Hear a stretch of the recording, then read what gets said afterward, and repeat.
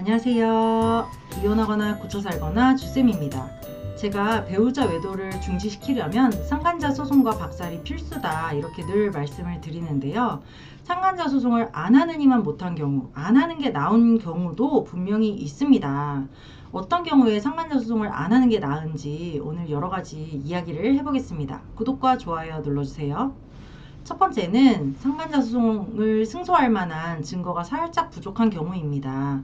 우리가 1년 동안 몇 달 동안 포커페이스 하면서 여러 가지 증거들을 많이 모았어요. 그래서 이 정도면 되겠지라고 생각을 했는데 상담도 받아보고 변호사 사무실에 전화해서 물어도 보고 카페 같은 데도 올려보고 했는데 사람들이 요거 가지고 부족하겠는데요. 요거 가지고는 100% 승소는 장담할 수 없을걸요. 지금 님은 이런 증거가 더 필요해요 라는 피드백을 받았어요. 그런데 내가 몇 달 동안 1년 동안 이렇게 돈 쓰고 시간 들이고 포커페이스 하면서 내 속이 다 썩어가면서 이렇게 모은 증거인데 여기서 더 이상 나올 것도 없고 나는 그냥 빨리 치고 싶다. 나는 저도 좋으니까 그냥 소장 날려버리고 싶다 이런 생각까지 막 드는 거예요.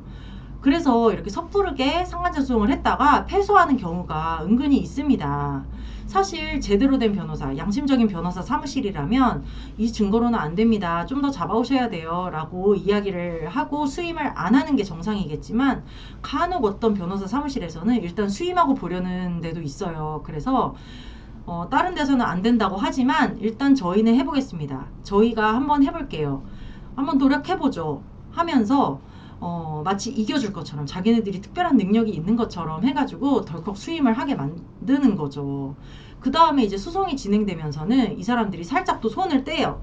이거밖에 없었나요? 증거 좀 더 모아오셔야 될 것 같은데요. 지금 이거 가지고는 부족한데요. 지금이라도 사람이라도 좀 붙여보지 그러세요. 막 이러면서 나중에는 딱 얼굴을 바꿔가지고 얘기를 하는 거예요. 그러면 우리가 아니 그때는 이겨보겠다 한번 해보겠다라고 하더니 이제 와서 증거를 더 잡아오라 그러고 이거밖에 없냐고 그러고 이럴 거면은 처음부터 수임을 하지 말았어야지 막 이런 생각까지 드는 거죠. 그리고 소송도 패소할 수가 있고요. 상간자 소송을 할 때 꼭 성관계 증거까지는 필요하지 않습니다. 그런데 이제 애정 표현이나 스킨십 사진이나 그런 게 있어야 되고 가장 중요하다고 볼 수 있는 게 상간자가 내 배우자가 기혼인 거, 유부남, 유부녀인 거를 알고도 만났다는 증거가 있냐 없냐 이게 굉장히 중요해요.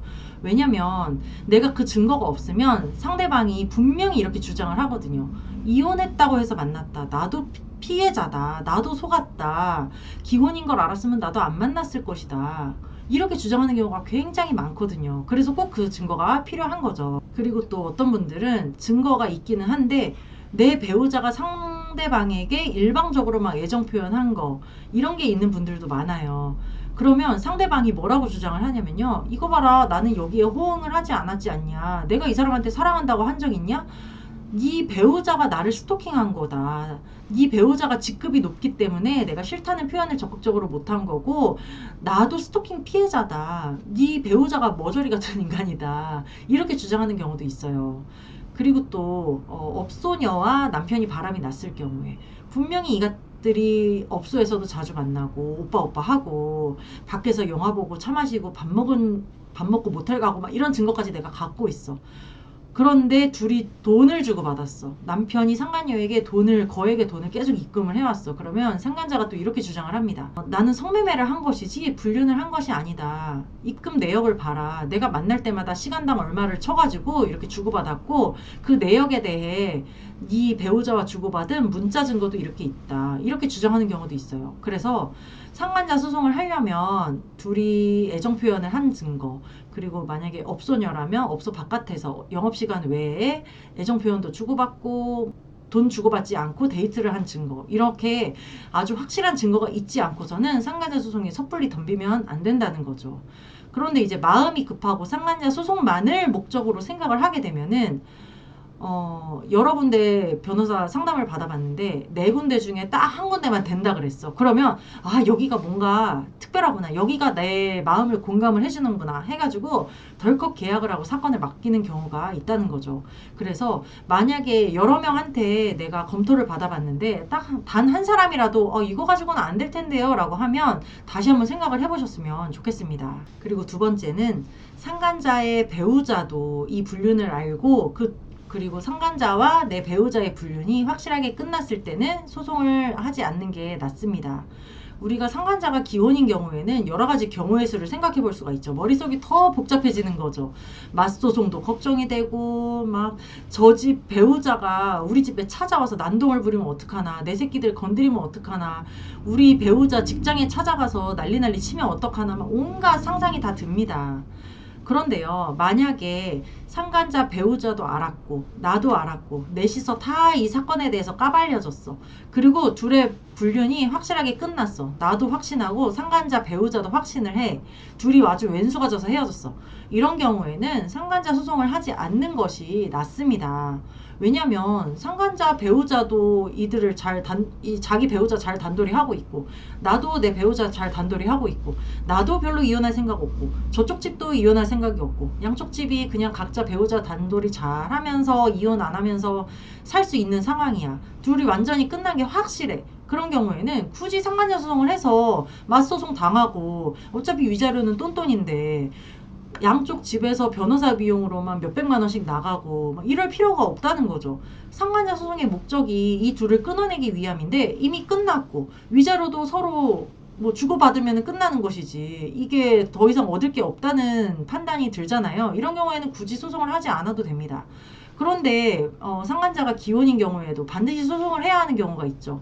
만약에 상간자 배우자가 먼저 알았어. 그러고서는 내가 알기도 전에 먼저 내 배우자한테 소송을 걸어왔네. 이런 경우에는 나도 맞소송을 해서 위자료를 받아내는 게 낫겠죠.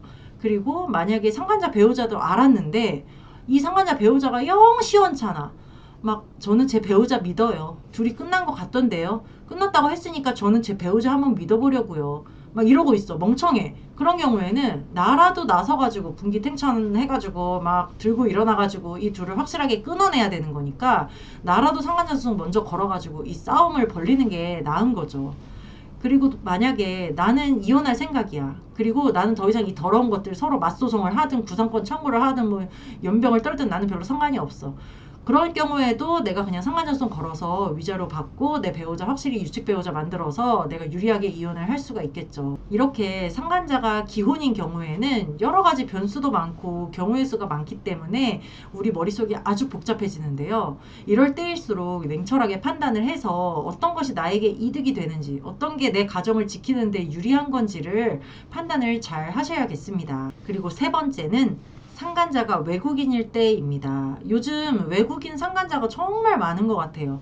한국에 있는 배우자와 우리나라에 들어와 있는 외국인이 붙었을 때 이런 경우도 있고, 외국에서 일하는 내 배우자가 그 지역에 있는 상간자를 만났을 때, 뭐 하여튼 여러 가지 경우의 수가 있죠. 채팅으로만 바람이 나는 경우도 있고, 뭐 원정 성매매를 가는 경우도 있고, 아주 여러 가지 경우가 있는데요. 외국인 상간자의 경우에도 소송을 안 하느니만 못한 경우가 정말 많습니다. 예를 들어서 우리나라에 들어와서 일하는 외국인 노동자다.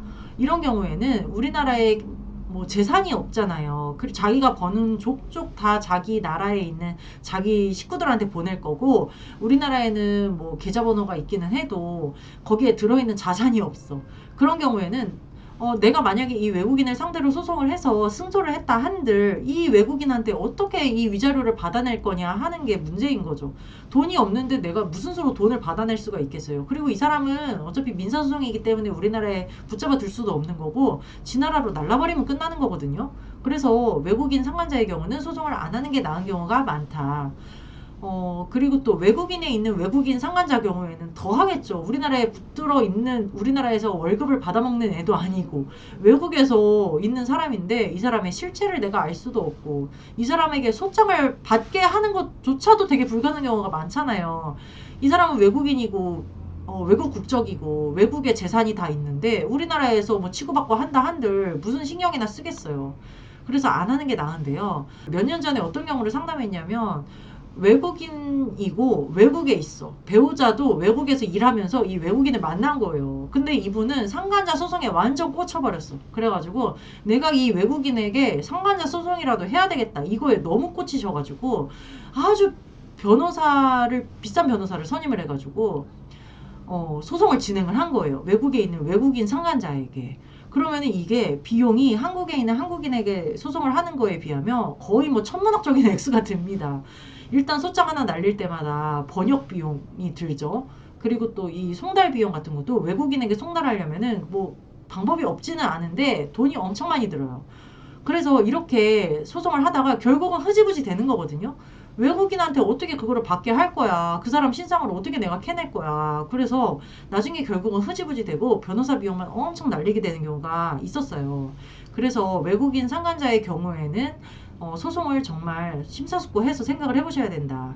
아, 근데 외국인 상간자 중에서도 소송을 할 수 있는 경우가 뭐 만약에 조선족이다. 우리나라에서 일한 지가 오래됐다. 우리나라에 적을 두고 산 지가 오래됐다. 확실한 직장이 있다. 월급을 아주 따박따박 받고 있다. 이런 경우에는 해볼 수 있겠죠. 그래서 이런 경우에도 여러 가지 경우의 수를 잘 생각을 하셔야 됩니다. 네, 이렇게 아주 냉정하고 객관적으로 판단을 해서 내가 바라는 게 무엇인지, 내가 원하는, 내가 진정으로 바라는 그 결과물이 어떤 것인지를 내가 확실히 한 다음에 이 소송을 할지 말지를 결정을 해야 되는 거고요. 상간자 소송 자체가 목적이 될 수는 없습니다. 상간자 소송도 상간자 응징하고 내가 이 둘을 끊어놓고 내 가정을 회복하는 것이 목적이 되어야지 상간자 소송 자체가 목적이 되어서는 잘못된 선택을 하기가 쉽다는 거죠. 네, 오늘은 여기까지 하고요. 이거나 그거나 카페에 들어오시면 제가 쓴 칼럼도 있고 다른 분들의 사연도 많으니까요. 이거나 그거나 카페로 들어오시기 바랍니다. 여러분 안녕. 다음 시간에 또 만나요.